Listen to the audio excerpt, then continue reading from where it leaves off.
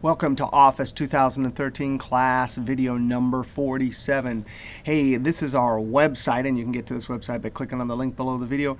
If you download this Wooden Crafts database project notes, these are written notes with a lot of screen captures from this video about how we're going to create our Access database. This file, this Excel file, you need to download that because we're going to import it into our newly created database. So if I'm over in Windows Explorer, there's the handout. I already have that open here. On page 1, it lists our 10 steps. Now we're going to create a database and all the objects in it. In our last video, we had an introduction to the database and objects.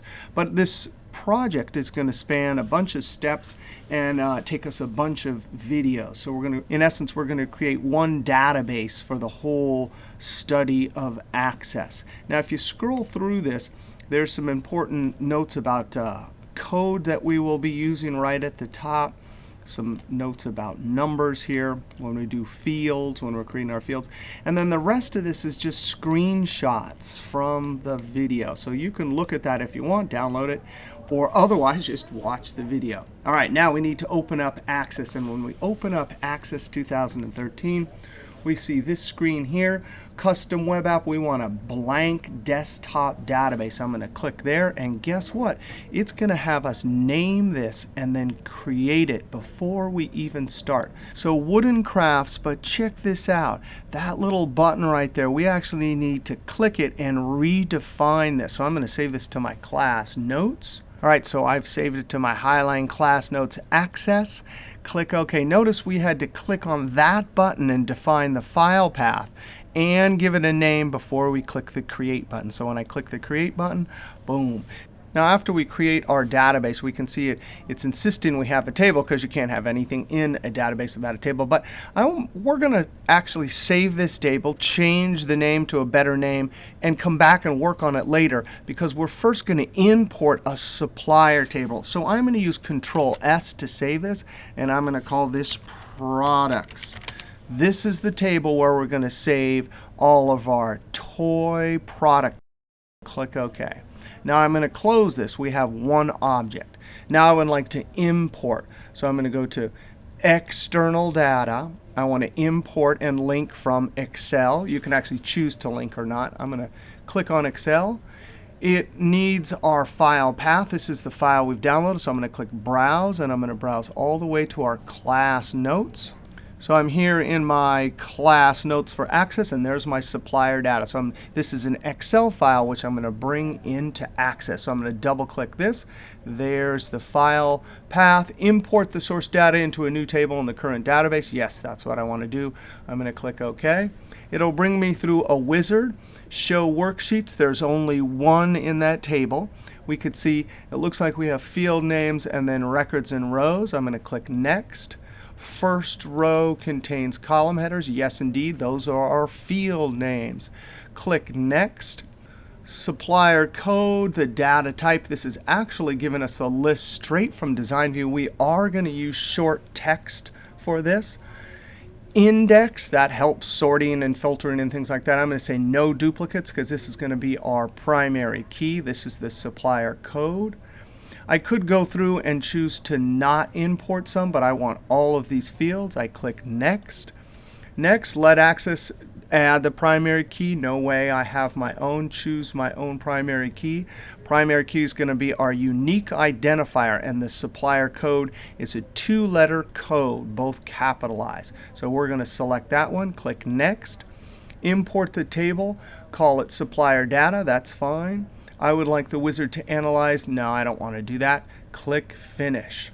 Now we have the option to save the steps. I'm not going to save them. Click Close, and just like that, we have our supplier data table. Now, why would you do that? Well, if you already have the data in Excel somewhere and you're upgrading to save your data in Access, boy, is that convenient to just be able to go to External Data, Import. Now let's open this. Double click. We can already see the data, but notice zip code. We actually need a dash, and telephone number we need parentheses and a space and a dash. So we want to actually go underneath this table and add an input mask, which is kind of like the number formatting we learned about in Excel, and add some other properties and data validation to all these fields. We want to make this table robust. So when we add new data, only good data can go into our table. All right, on the home ribbon, I'm going to say View and then Design View. Supplier code will be our first field. Notice that primary key button right there. That's a little icon that says this is the primary key. We defined that when we imported this table. If we hadn't, we could use the primary key button up here. Now, for each one of our fields in this list, we need to decide what type of data is allowed in the column. The field. This is a type of data validation. Hey, let's look through this list. Short text, that's 255 characters or less. More than 255 characters is long text. Number. If you have a number field and you want to make calculations like math calculations, multiplying, you got to define it as a number data type. If you leave it as text and try to do calculations such as multiplying, it won't work. So for some time, if you have numbers and you want to do calculations, you either do number, date and time, similar. If you want to do dates and have it formatted and have them calculate correctly, you got to have date and time. Currency. If you have cost or sell price, like we're going to have, you got to have currency to do calculations, and it will format it. Auto number, that's like 1, 2, 3, 4 as you add new records. Yes, no, that's a type of field like if you had a personal address access database and you wanted to say, yes, I sent the person a wedding invitation. No, I did not. Only yes or no would be allowed into the field. Object linking, hyperlinks, attachments, calculated fields. We're not going to do calculated fields in our table. We'll do them in our queries. And then Lookup Wizard. We'll see that later. That's how to connect tables. So for our supplier code, short text is fine. Now, you always want to have a description that says what type of field it is and how it's related to this table. This is going to be our primary key. So I'm actually going to type this out, primary key. This will be the foreign key in the product table. So when we connect these tables, supplier code, which is the primary key here, will be a foreign key in this other table. Actually, it'll be really cool. It'll be like VLOOKUP, where the toys we enter in products, we will be allowed to look up the supplier information from this supplier table. All right, now, data type description, let's come down to field properties. We want to limit bad data from getting into our database. Now, our supplier code, I'm going to toggle out and look for a second. Notice anytime I toggle back and forth, it's going to ask you if you want to save. I'm definitely going to say yes. Notice we have a convention for our primary key, 2 capital letters. I'm going to go back to Design View. So I want to only allow data into the supplier code field that meets that convention. That means I need to limit the field size to 2. Now I cannot enter more than 2 characters. Now format, we're not going to need anything, but I'd like to come down to input mask, and this is where code comes in. Just a little few things here we're going to learn. It's on that handout that you can download. Greater than means if you type lowercase, it'll appear as uppercase. Anything. It just means we're going to always see uppercase. If you do the reverse, that means whatever you type in there, it'll show up as lowercase. So I'm going to say, hey, make it always capital, because that follows our convention. And then LL. The letter L means you have to enter it, and it has to be text. So that is a cool bit of code. It'll always show up as capital, even if we type lowercase, and you have to enter 2 characters. That's a type of data validation using field properties to make sure that only the proper data gets into our data table. All right, let's go to our next one. First name of contact. Come down here to field size. We're going to limit it to 25, and we're not going to have any format. Let's do the same thing for last name, and we'll do the same last name for contact. We'll limit it to 25 and no format. We'll come up to address. So address of supplier, and I'm going to limit the field size to 100. You know, if this is your database and you decide something up front like this and you want to change it later, no problem. Come down to Design View and change it. All right, so supplier address, let's do city. City, and we'll limit this to 50 characters. State. All right, so state of supplier. Now there is a very clear convention for state. It's always an abbreviation in 2 letters. So guess what? We're going to come down to our field properties and field side. It's going to be 2. Tab, and then for input mask, in case they type lowercase, I'm going to say greater than symbol. That'll pop it up and make them uppercase. And then LL. The L means a letter is required. So we're requiring 2 letters. Now let's just go over and look at that handout. This handout, this is on page 2. Here's our L. It says letter A to Z entry required. A 0 and a 9. 0 is digit. 0 to 9 entry required. 9 means digit or space, entry not required. So you can use this, for example, for our zip code. We need the first 5 numbers in a zip code as numbers, but the last 4 are optional. So let's go back over here. And so for zip code, well, first off, look what happened when it dumped it in. Zip code and telephone number are not number. We do not need to make calculations like math calculations on zip code or telephone number. So I'm going to change this to short text. Zip code of supplier, and now we're going to come down to field size, and we want to limit it to 9, and the input mask is going to be 0, 0. So 5 zeros, that means you have to enter that, and then a dash, and then 999. 4 nines. The 9s are optional. Now when I hit tab, watch what happens here. It actually puts a /. That / means insert whatever character comes after it, which means the dash. If this class is Business 216, it's a prerequisite for Business 214. When we get over to Business 214 and start doing advanced custom number formatting, you'll see that / has the same convention over in Excel. But that is our input mask using a little bit of code. Now let's immediately go out and check out, because remember, the data when we imported did not have this correct format. Click the data sheet view there. I'm going to save it. Click yes. Some data may be lost. No data will be lost here. I'm going to click yes. And no way, check that out. We didn't have that dash there, but now it's there. While we're here, let's just take a little note that the telephone numbers could be much more politely formatted with parentheses and dashes. So let's go down underneath to design view and come down to telephone number. I'm going to change it to short text. All right, and then the field size, we're going to say 10. And the input mask, open parentheses, 0, 0, 0, close parentheses, space, 0, 0, 0, dash, 1, 2, 3, 4. So we're requiring all digits here, a telephone number, an area code, and then the telephone number has to be entered. Now watch what happens when I hit tab here. That / means I'm going to show or display the next character, which is an open parentheses.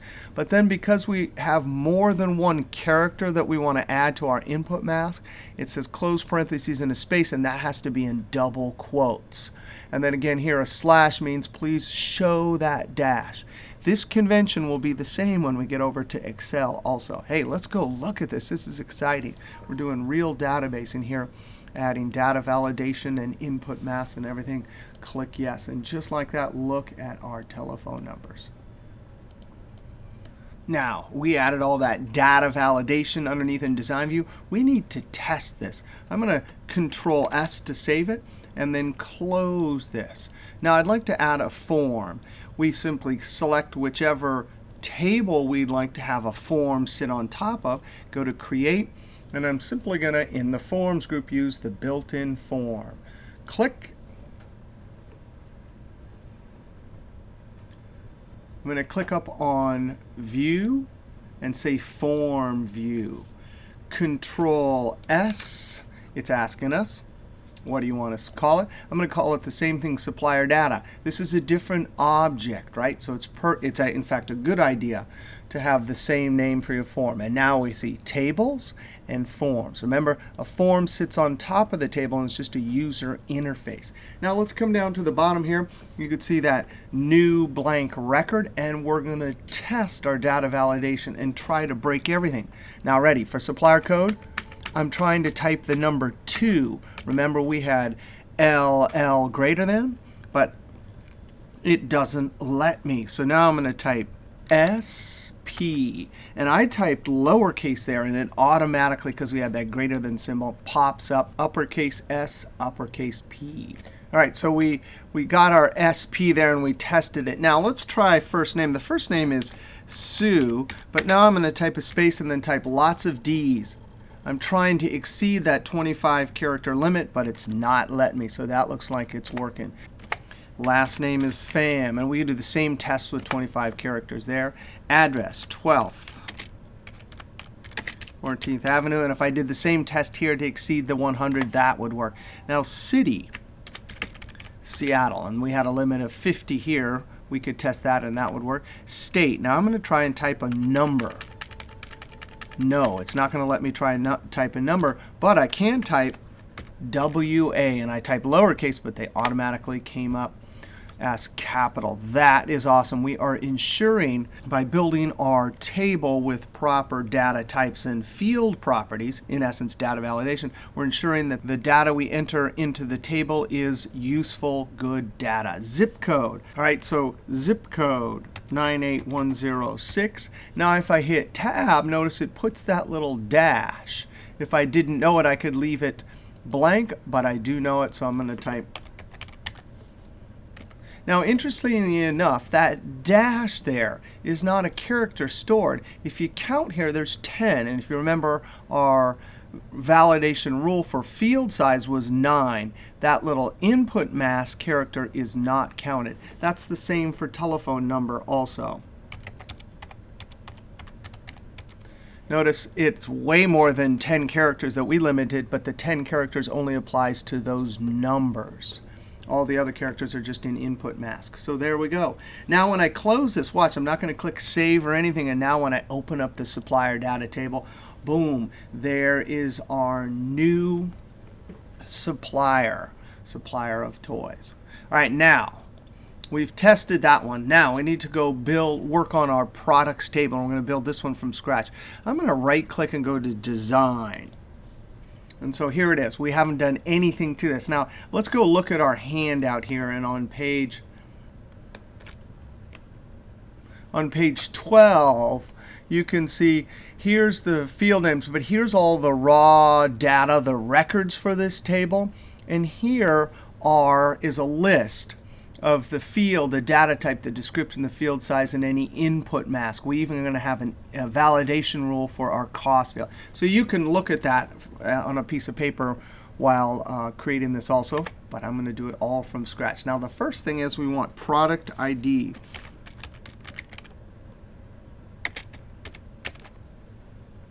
It's definitely not going to be auto number. We want it to be short text, and this is going to be our primary key. You know, if this wasn't selected right here, there would be no primary key. You just put your cursor anywhere in that particular field and click primary key, and boom. So the first field in every one of our tables will be a primary key. Again, the idea of a primary key is there's a unique identifier for each record. There will be no duplicates allowed in this column. Product ID, primary key. Now, our convention for this particular primary key is we're going to limit it to 4 field size.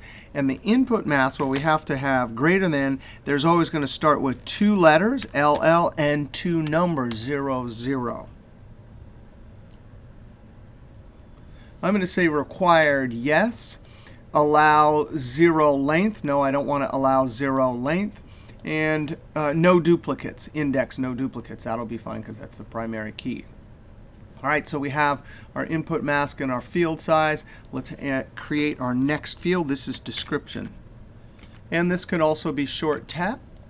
Description of product, we can say field size 25. Our third field is on hand, and this is the number of units. Now notice I misspelled this. If you misspell a field name, you better misspell it everywhere, because the field names are what connect everything.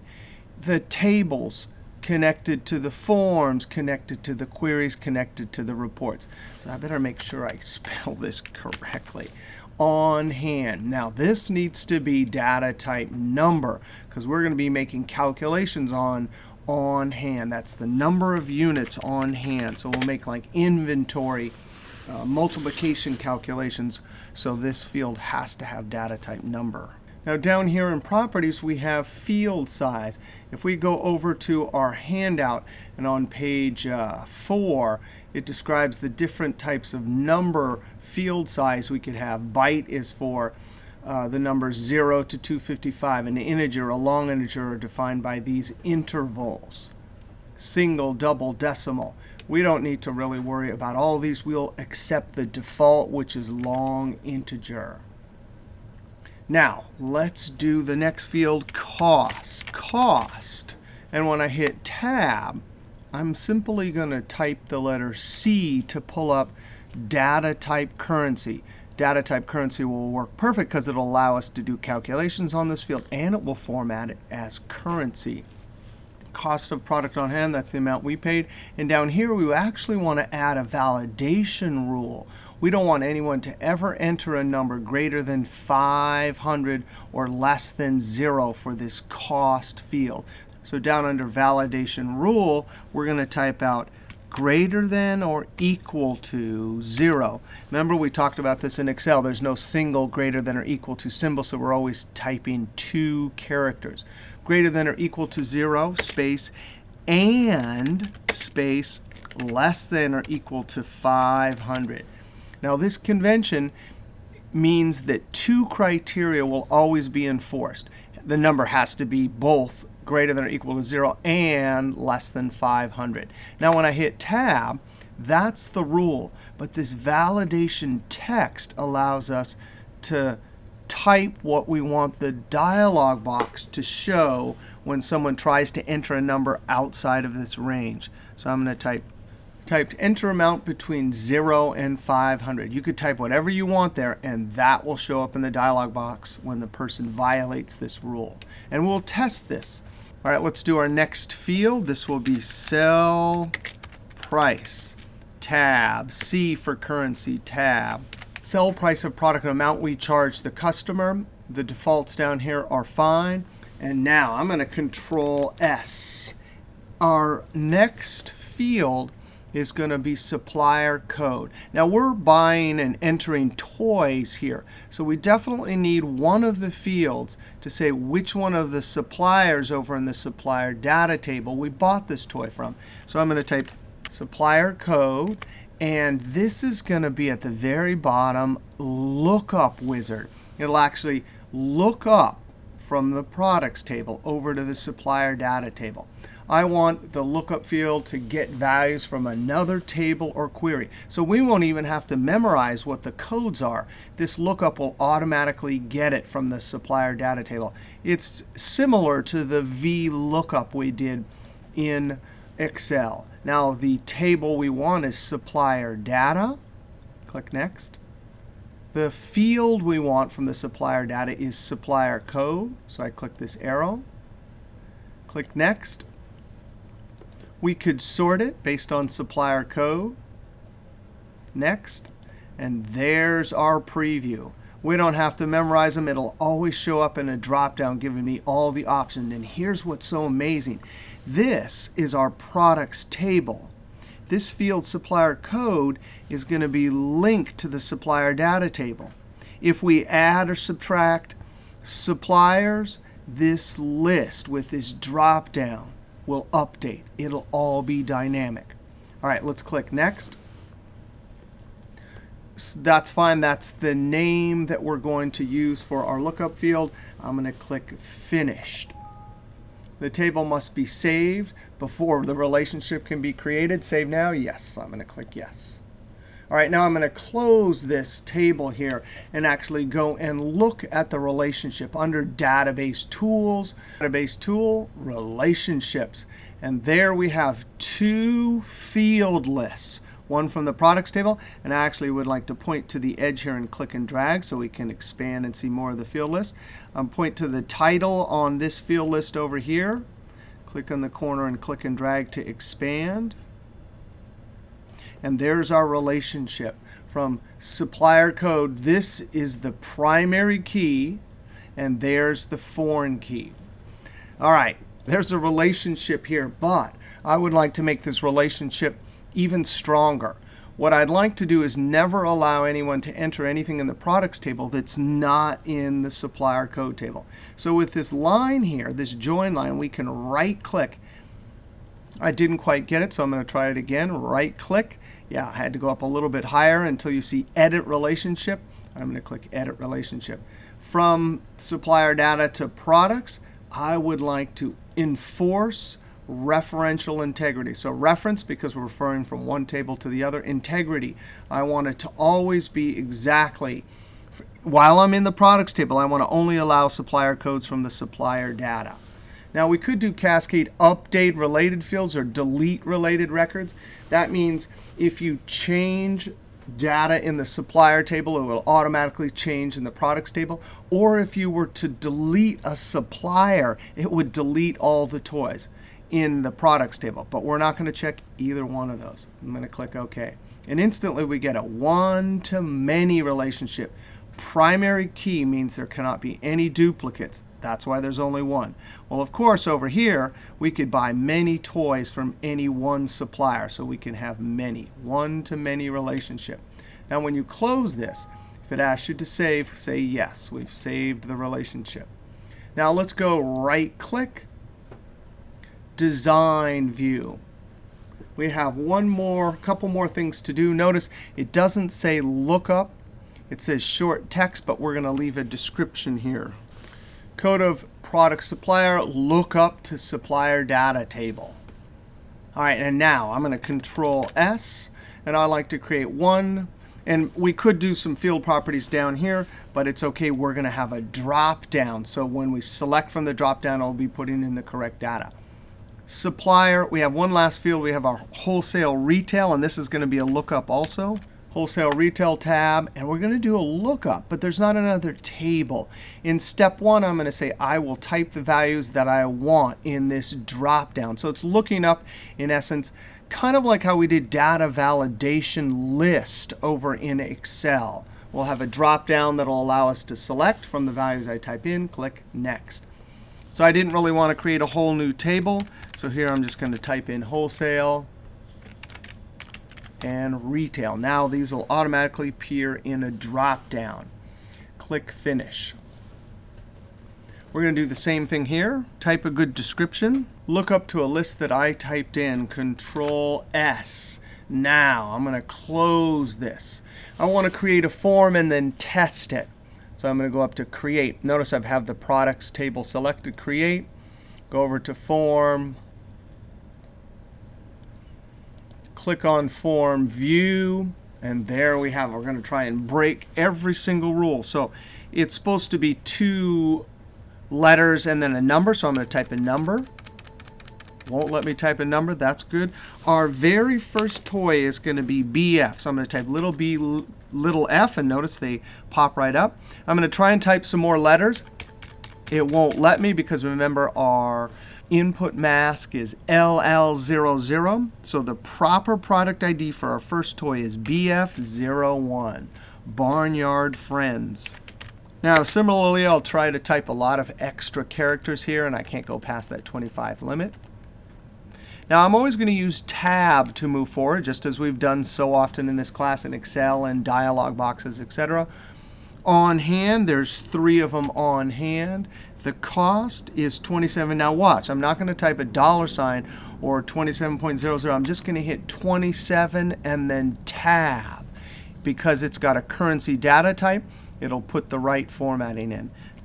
Same with price, it's just 50 tab. Now watch this. Now we have a drop down. That's so cool. We have a drop down for both of these. Now here's a great trick. Since this is from SC, we can simply type SC tab.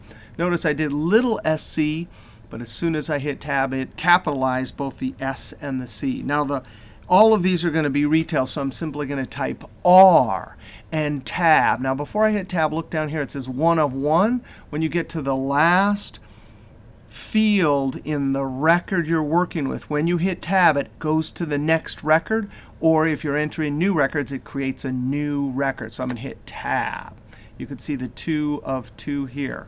Now product ID. Now you can hit pause and go over to the handout, and on page 12, here's all the raw data. Actually, this page 12 has all the raw data for all the records for this product table, and then here's all the properties we just did. All right, so I'm going to enter all this data and then come back and we'll look at it together. Hit pause. All right, so I've entered all the data. You can see down here it says 10 records of 10. Now, I do want to test. I forgot to test the validation rule. So I'm going to delete that or simply type 5,000. When I hit tab, that message pops up just like we typed it in. All right, I'm going to click escape. So $7 was correct. Now let's close this, and then you can double click and see from our form, which is a user interface which sits on top of the table, it dumped all of the records into our product table. Now you can check against this if you want. Hit pause. Make sure you have all the same data. You should have all the same data with the same typing and everything, so that when we do our queries in our next video, we'll see how to do all sorts of amazing queries. We get the same results. All right, so in this video, we saw how to create the database, import a table, add data validation, meaning data type and field properties to tables. We created a table from scratch. We tested our tables. We created forms to dump data into tables, and we even edited a relationship and created a one-to-many relationship between two tables.